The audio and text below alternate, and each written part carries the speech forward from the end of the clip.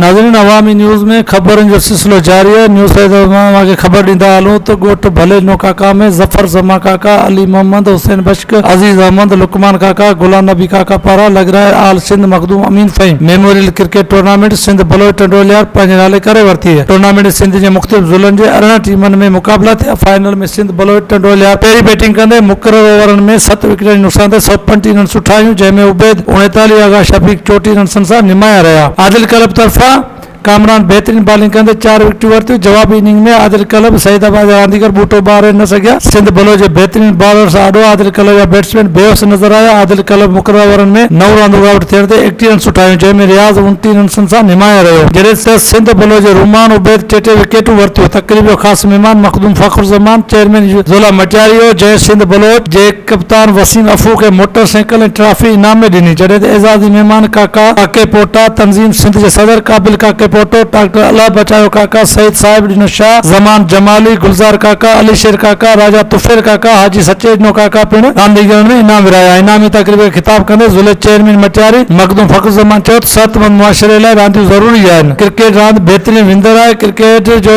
सिंध सतह जो मेलो मचाइण ते इंतज़ामिया जस्ट लहणे। इन मौक़े ते गुलाम अकबर भुट्टो, शमन सातो ऐं ॿिया साणस गॾु हुआ। वधीक ख़बरनि ऐं तफ़सील लाइ विज़िट कयो अवामी news Facebook page, YouTube page ऐं अवामी न्यूज़ वेबसाइट।